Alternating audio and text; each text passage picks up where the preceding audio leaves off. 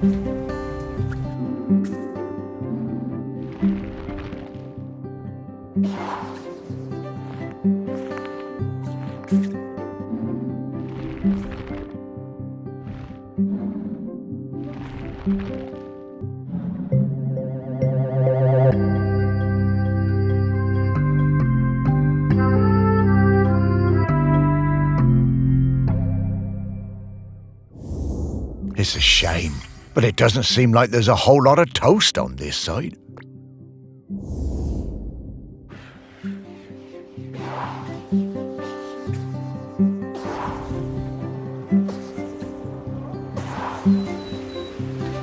I'm getting the scent of Grenkins again, Morris.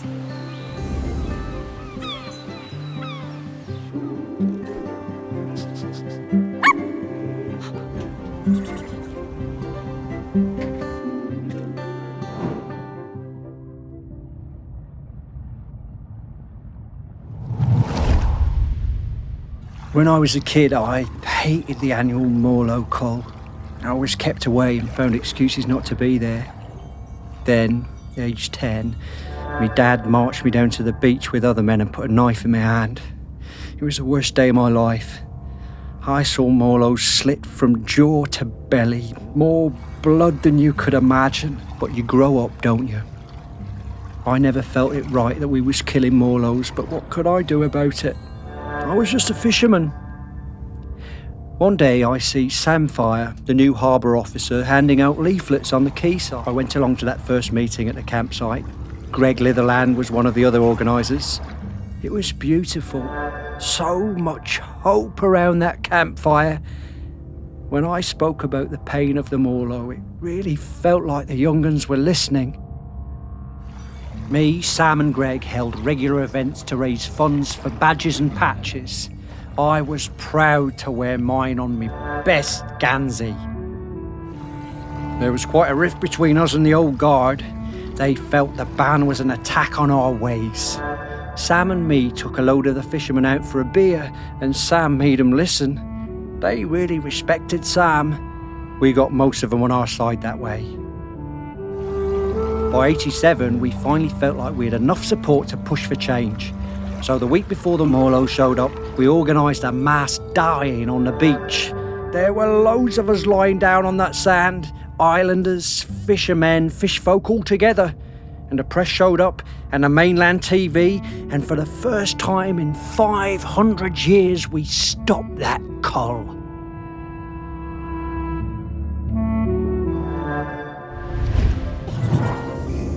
I'm so glad we don't do that cull anymore. I was proud of Sam and that lot when they finally made the old uns see sense. And, well, I did my part. Held a lot of those early meetings at the museum, we did.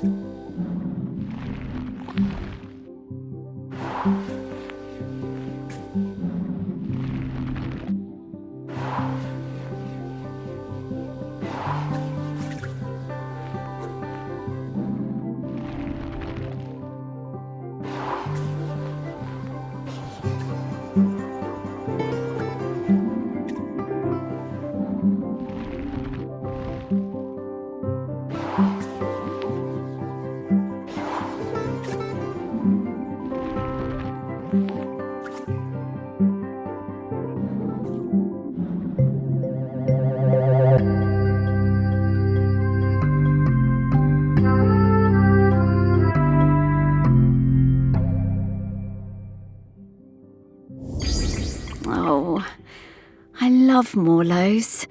Such gentle creatures.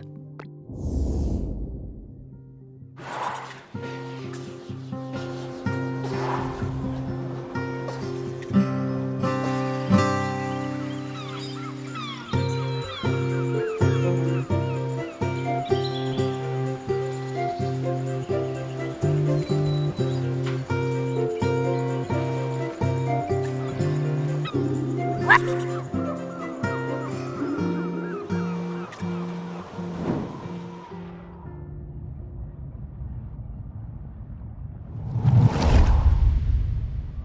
the time Sam started as the harbour controller in '79, the fishing industry in Shelmiston was on its arse. No way to compete with those factory trawlers from the mainland, was there? Couldn't moor those things anywhere near the island, even if we had them. Of course we were all smuggling, stands to reason, done it? There was no money. All those old fishing sheds on the quay, the ones the tourists like, were falling down. Old place looked, pardon me, like a tip. There was a lot of trouble at first. Sam trying to stick by the rules and catch us out any way they could, and us trying any which way to give her the runabout. Wasn't easy, mind you. She was smart, that Sam. You never knew when they were going to pop her head out of the water beside your tub. And to be fair to Sam, some of them smuggling boys were bad uns. Worse stuff than booze on some of them boats. But in time, Sam started to see how things were, how we do things, and we came to an understanding of sorts. If Sam turned a blind eye to a bit of the decent stuff, the harmless stuff, then we'd report the worst of it. I mean, we all want to keep the seas safe, stands to reason. Plus, Sam was partial to a bottle or two of the sheep shank on occasion. Oh yeah. Sam was sharp as a gutting knife. They made us hand over some of the, shall we say, dividends to fix up the quay. All them sheds and that. Make them into something we'd be proud of. Turn things around for Shelmiston, that did. Now we get more of those tourists since the big ferry started, and they love a day out on a boat. At the same time, Sam organised a kind of work-sharing thing with the fish folk. Got some of them to swim along with the fishing boats, help them locate the biggest shoals. Gave those big trawlers with all their fancy radar gear a run for their money. We'll never be big players in the fishing down here, but thanks to Sam we hold our own. Bless him. I reckon I still have a bottle or two of sheep shank stashed away at the museum. Don't suppose anyone will ever drink them now.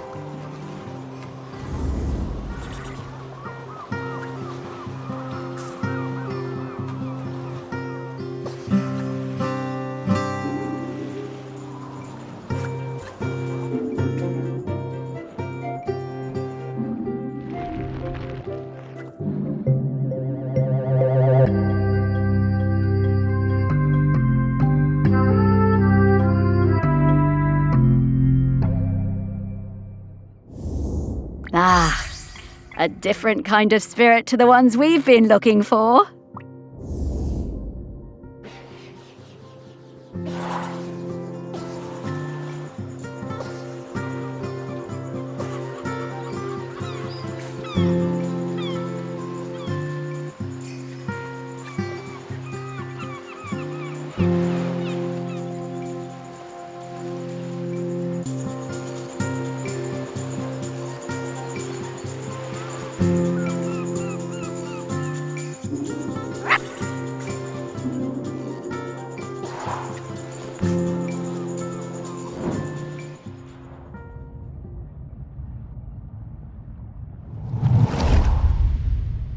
It was the 6th summer after I spawned that I went to my first Aggie's Day ceremony. You know, Aggie, the dry cider who saved the world from cracking in two. We don't go on land until we're 6 years old. It's all swimming, wafting around. Standing up is hard at first, the weight distribution. Anyway, I went up dry. It was so loud and hot out there. All that shell blowing. I was bored, and my body felt dry and heavy. I was too young, really. There were souvenir stalls selling bracelets with little stones of polished lava. I wanted one so bad I would not shut up about it. Sam saw I was fed up. They took me up the beach, away to the dunes, and Sam gave me a little polished stone of my own to play with. Had a heart of gold, they did. It wasn't until years later that I found out it was a tiny replica of the one Aggie died on. We became good friends. Sam helped a lot. They were always on my side.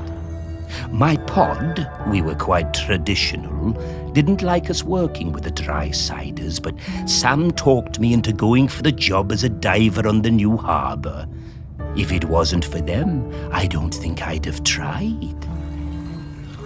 That stone was my lucky charm. I took it with me when I went for the interview, and I took it down with me when I went on my first dive. I had a pocket made specially in my tool belt. Sam took me under their fin, invited me out to the camel, and let me stay with them and Blythe on the ferry if it was a late one. And there were plenty of late ones. Karaoke nights are still my favorites. Every time I feel that lucky stone in my pocket, I think of Sam. I remember all the fish folk coming up on the beach for Aggie's Day when I was a lad. Seems less of a big deal these days. I guess they still celebrate it, but, well, it's a lot more sedate. Back then, it was a huge event.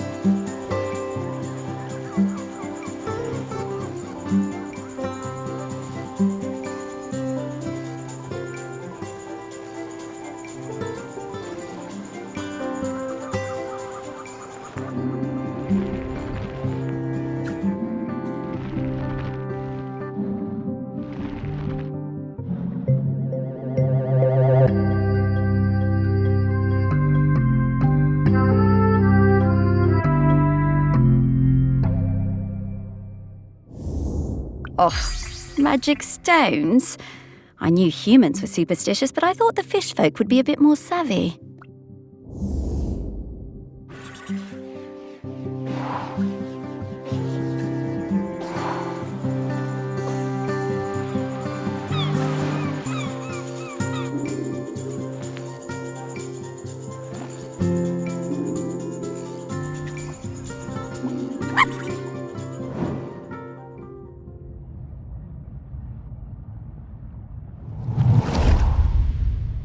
I first met Sam when I sailed the new ferry, the Queen of the Isles, into harbor. Of course, I'd heard of the fish folk, but I'd never met one. Sam was an amazing pilot, knew the waters better than any boatman. It was strange steering a course for someone actually in the water, but we never went wrong with Sam to guide us in. Next time I was in Chelmerston, we went for a drink at the Camel. I'm more into bats than beer, but Sam was intriguing, and the atmosphere in there was great, like a warm nest. Great band, too. Awesome sousaphone player. I think we got on because we were both a little bit on the outside of things. Sam invited me over for toast and hot chocolate. Honestly, hot chocolate doesn't do it for me, but the toast, that multi-seed bread. Sam made the best toast. I told Sam that next to a good cuddle, I stayed over. In the morning, we went for a walk along the beach. And just as the sun was rising, I took them flying on my back. We went up and looked down over the islands. Sam wasn't scared at all. They said it was like swimming through the air. It was on the next trip to Chelmerston. We just sighted land when Sam's head popped out of the water right beside my berth and passed me a fresh cuttlefish bone, carved especially for me. When we moved in together, it was the best day of my whole life. I put that cuttlefish bone on my bedside table within beak reach. I still look at it every day, every single day.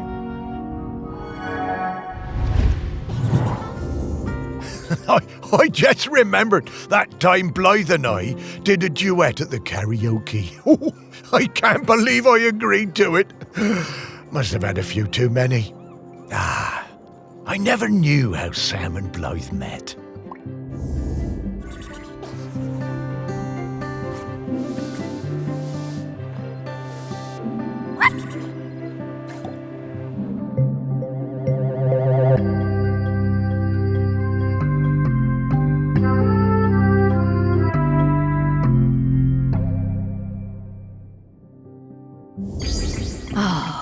I used to love finding these on the beach.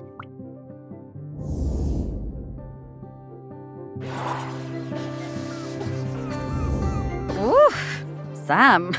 This is an easy scent profile. I'm coming, Sam.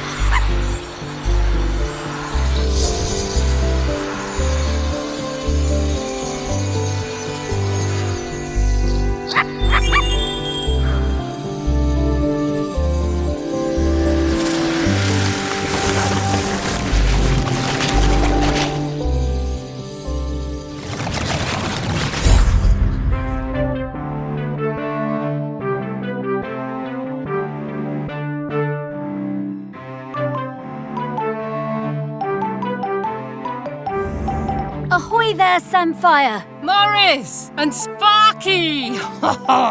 Lovely to see you both. What can I do for you two? Well, we wanted to ask you something. It's about Aggie. She doesn't have long left now, does she? Poor thing. No, not long at all. We were hoping you might replace her as custodian. Oh, Morris. I spent years of my life as harbour master trying to keep people from meddling with nature. I don't feel any differently now. I'm appreciative of all Aggie has sacrificed for us, but the island spirit isn't evil. It just needs to erupt from time to time. And if it needs to now, let it, I say. Let nature do what it must. As the fish folk say, the tides will tell. Yeah, Sam, I hear that. I really do. No! No, Morris. We can't just give up. Now, we'll talk about this in a bit, Sparky. Sam, it's always good to see you. Will you be around later? I think I will. A volcanic eruption is a rare and beautiful thing. I think I'd like to see it.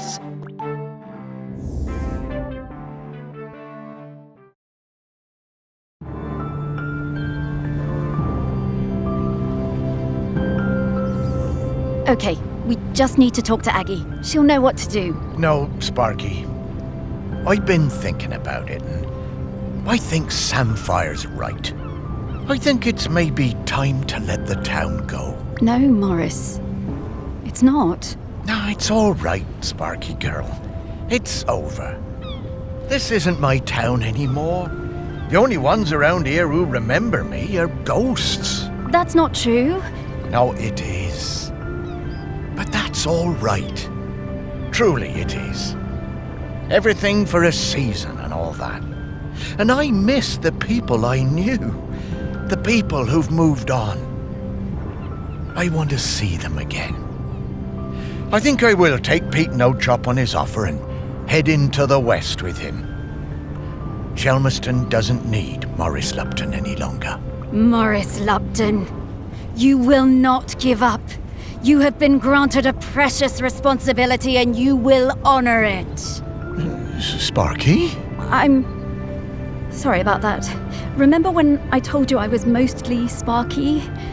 I am, but mostly. Then what else are you? I am the rock that you stand on.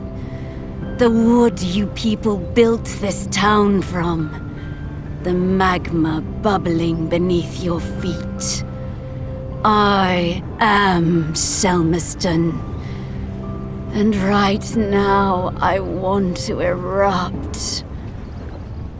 But I have also made connections to the things that live here. Connections I want to keep alive. I need you, Morris. Right. Well, And I'm still your Sparky. And I need you, Morris. We all do. Oh, Sparky. I know you feel forgotten. I know you want to move on. I do too, but I can't until I wrap up this last bit of unfinished business. Will you try one last avenue with me? If we still can't find a solution, then I'll be done. It'll all be done. Then we can go into the West together. Please. All right, Sparky. One last try. But who else is there to talk to? Aggie. Aggie? But where is she? I mean, she's everywhere, isn't she? She is. But I can sniff her out. I just need some mementos. But where would we find mementos from back then? Oh, of course. Back to your museum, Morris.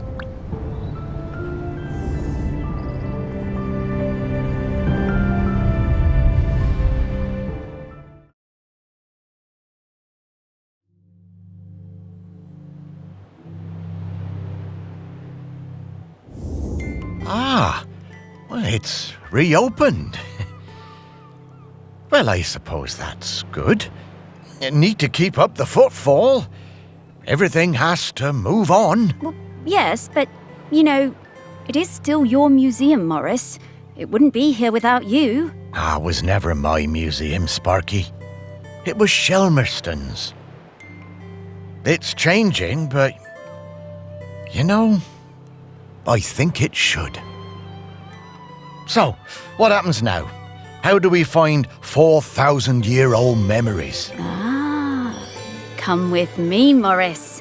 There's one more thing I ought to show you. Okay, Sparky.